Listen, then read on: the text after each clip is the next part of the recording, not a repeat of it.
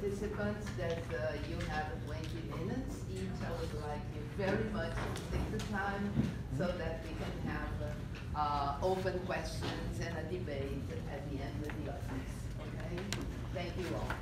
So we are beginning with contemporary ethics, Brazilian new slave narratives, Jacob Brown, Vanderbilt University.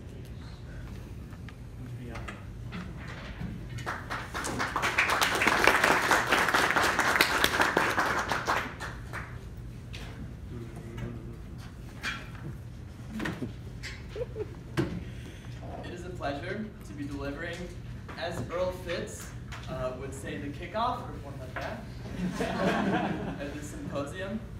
Thank you very much to Emanuele Oliveira Monchi, Benjamin Legg, and to everyone involved in making this symposium possible. This paper, titled Contemporary Epics, Brazilian Neo-Slave Narratives, represents research for the final chapters of my dissertation on the subject of slave narratives in Latin America, including Brazil. In comparison with the Anglophone world, there are precious few autobiographical narratives that depict slavery in Spanish and Portuguese America. Two examples that I consider in my dissertation are Autobiografia, written in 1835 by Juan Francisco Manzano, and the biography of Muhammad Gahnu Bakwakwa, published in 1854. Autobiografia was written by Manzano while he was still enslaved, and is therefore sometimes referred to as the only extant slave narrative in Cuba and in all of Hispanic America. Similarly, the biography of Muhammad Gahnu Bakwakwa has been called the only extant Brazilian slave narrative. However, unlike Manzano's autobiography, Muhammad's biography, as its title suggests, was not written by Muhammad himself, but rather by a Baptist minister named Samuel Moore. The biography is written from both Moore and Muhammad's perspectives. Through Moore's writing, Muhammad narrates his capture in Africa, his bondage for 2 years in Brazil, and his escape in New York with the help of the Free Baptist Mission Society. Together, both texts illustrate the slave narrative as a flexible and dynamic genre beyond autobiography that includes texts both written and dictated by the enslaved, and that includes representations of slavery in Hispanic America and Brazil. Even more examples of slave narratives in Latin America may be seen when we turn from the 19th century to contemporary literature. In this paper, I will focus on two examples from Brazil during the 21st century. The first is Um Defeito de Cor, a novel, first published in 2006 by Ana Maria Gonçalves. And the second is Angola Janga, Uma História de Palmares, a graphic novel, first published in 2017 by Marcelo de Salete. Both works of fiction engage in rewriting history from the perspectives of the enslaved in Brazil. For this reason, I argue that both Defeito de Cor and Angola Janga might be read as Brazilian neo-slave narratives. The neo-slave narrative genre emerged from contemporary black literature in the United States. It has been used to describe novels that borrow from and simultaneously rewrite traditions of the antebellum North American slave narrative. One prominent example is Toni Morrison's Pulitzer Prize-winning novel, Beloved, published in 1987. In her essay, The Site of Memory, Morrison herself writes that, and I quote, "I'm looking to find and expose a truth about the interior life of people who didn't write it, which doesn't mean that they didn't have it. And I'm trying to fill in the blanks that the slave narratives left." End quote. In other words, the neo-slave narrative endeavors to say that which could not be said in the 19th century. In order to persuade white readers to support abolitionism, 19th century slave narratives characteristically portrayed their subjects as docile, Christian, and unjustly persecuted by their masters. On the one hand, such representations of blacks as morally superior to whites were radical and subversive for their times. However, this model set boundaries of discourse in order to present black subjects as acceptable to to white readers. Over a century later, the neo-slave narrative breaks these boundaries, not only in US novels such as Beloved, but also in De Feito de Cor and Angola Junga. On the one hand, both texts borrow elements from the slave narrative. De Feito de Cor is narrated in the first person and deals with the narrator's capture in Africa, slavery in Brazil, and purchase of her freedom. Furthermore, the novel blends elements of literary and historical discourses in the creation of a narrating subject that represents both an individual and collective voice for the enslaved. Angola Junga also blends elements of literary and historical discourses in order to create, as its subtitle suggests, uma história de Palmares. Subtitling Angola Junga as an história, or history, links it with canonical slave narratives such as The History of Mary Prince, published in 1831. Moreover, just as slave narratives characteristically construct their subjects as noble in the face of persecution, Angola Junga narrates the noble defeat of Zumbi dos Palmares. In these ways, De Feito de Cor and Angola Junga resemble slave narratives. However, to borrow Toni Morrison's words, they might also be said to, and I quote, fill in the blanks that the slave narratives left. Both texts portray their black subjects as literally fighting against slavery and interpreting the world through African Brazilian religious beliefs. Also, both texts prominently feature women fulfilling roles as warriors, rather than conforming to Occidental standards of femininity.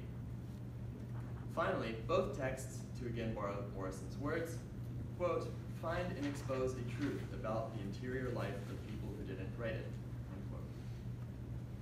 While we might read De Feito de Cor and Angola Junga as neo-slave narratives for these reasons, I argue that they expand the neo-slave narrative genre to include Brazil. They not only revise traditional elements of the slave narrative, but also use fiction to rewrite Brazilian history from the perspectives of those silenced by slavery.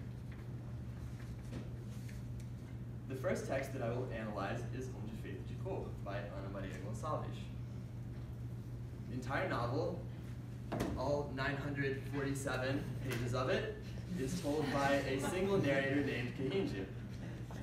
Through Kahinji's epic narration, the reader accompanies her childhood in Sabalu, in present-day Benin, her capture by white traders in coastal Uida, her transatlantic journey to Bahia, and her life as a slave under o Senhor José Carlos e a Senhora Ana Felipa. The novel resembles a slave narrative by depicting the abuses of slavery from the first-person perspective of an enslaved narrating subject, Kahinji. For example, like the biography of Mahama Bakwakwa, Kahinji's narration describes the infernal conditions of Brazilian slave ships. Also, like Bakwakwa, Kahinji describes her fear that she and the other captives on the slave ship would be slaughtered and eaten by their captors. Finally, De Feito de Cor narrates the total control that masters exercised over black women and girls' sexuality under slavery. The novel therefore approximates slave narratives by women, such as Incidents in the Life of a Slave Girl by Harriet Ann Jacobs, published in 1861. However, De Feito de Cor breaks the boundaries of 19th century anti-slavery discourse. Kahinji does not represent herself as a model Christian, but rather remains faithful to her African name, identity, and deities.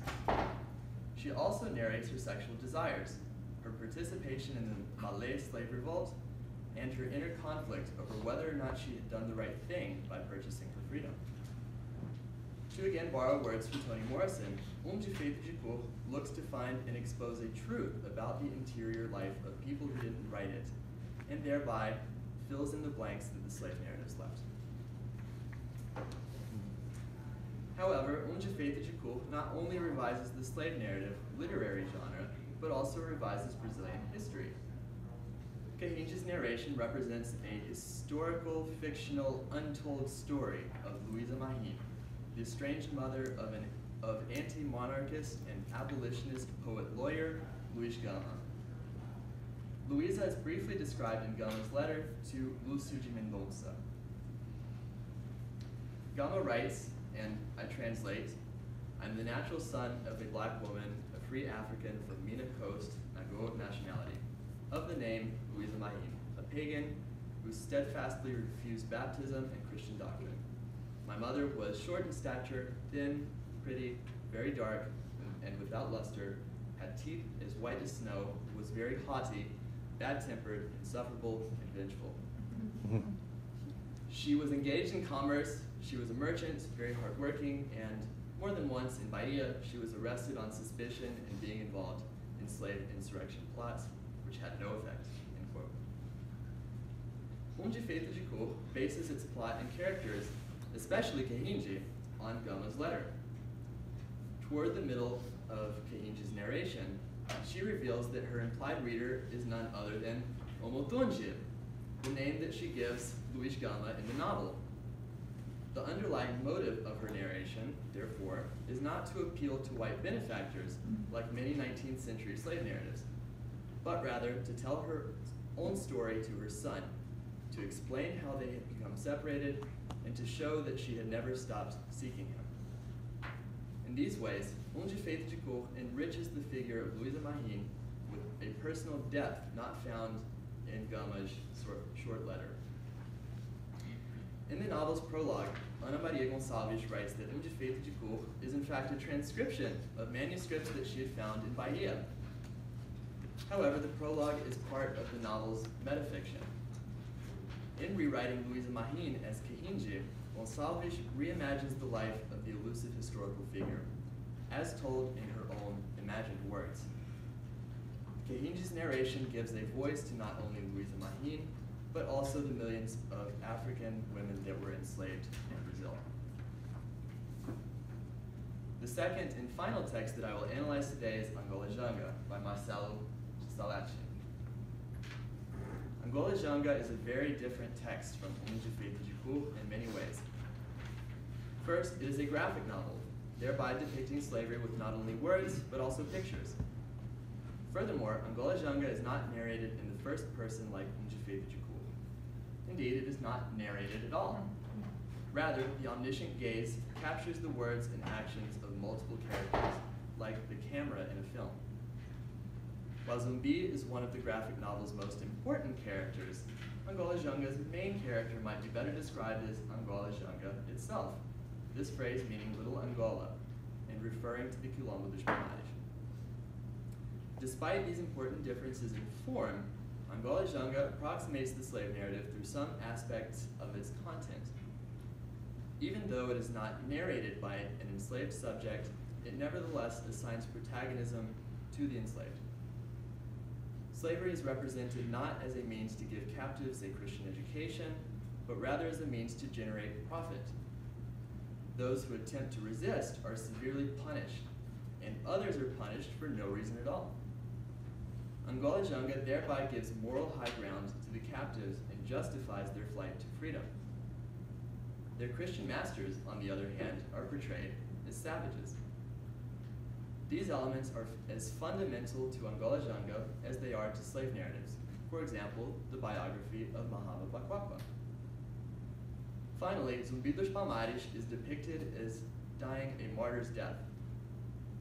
In the penultimate chapter, titled O Abraço, or the Embrace, Soares and Andala, two of Zumbi's warriors, are captured by the Portuguese. Soares later reveals Zumbi's location to his captors in exchange for a promise to be freed.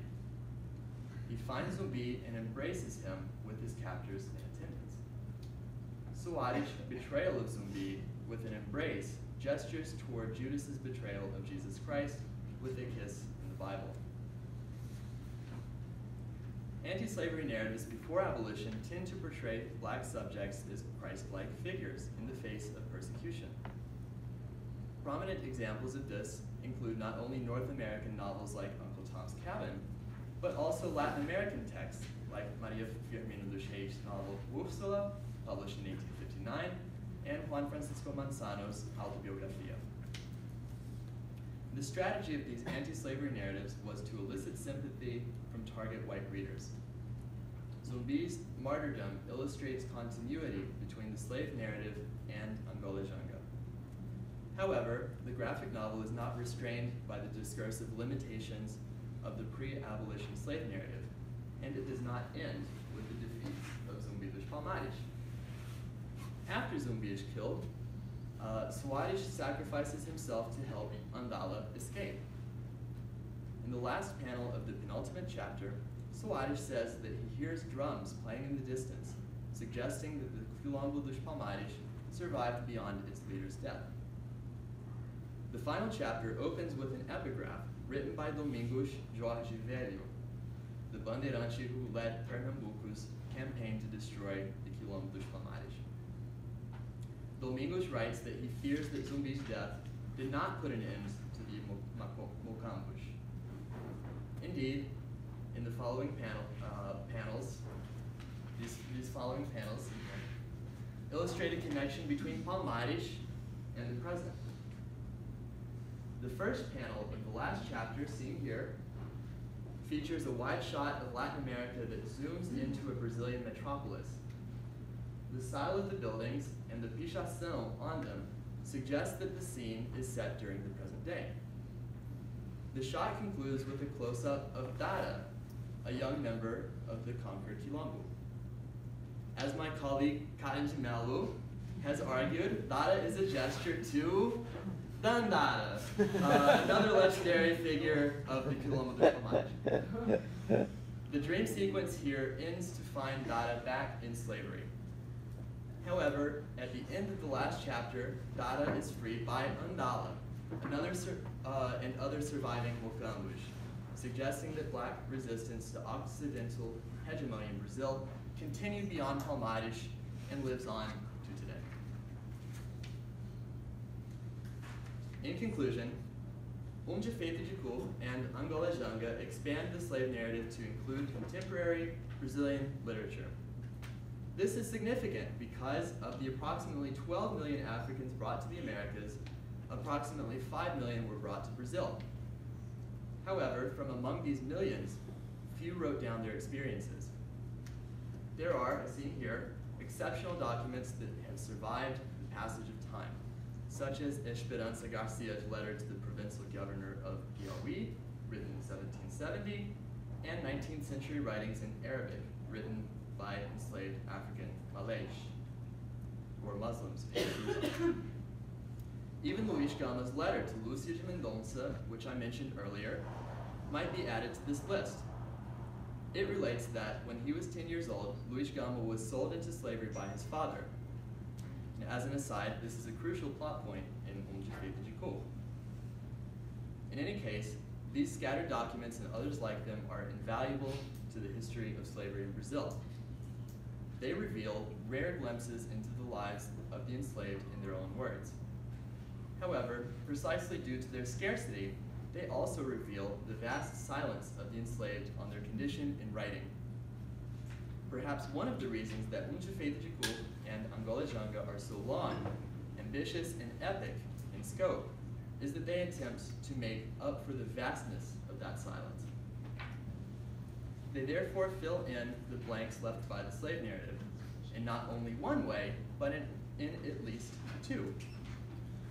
Like Toni Morrison's Beloved and other neo-slave narratives in the US, they blend history and fiction in order to reconstruct the exterior and interior lives of the enslaved. However, they also fill in the blanks of African life in pre-abolition Brazil left by the biography of Mahama Bakwakwa. Together, Feito de Cu and Angola Janga thus show that neo-slave narratives are not only the domain of black authors in the United States, but also of autores afro-brasileiros in Brazil. Thank you.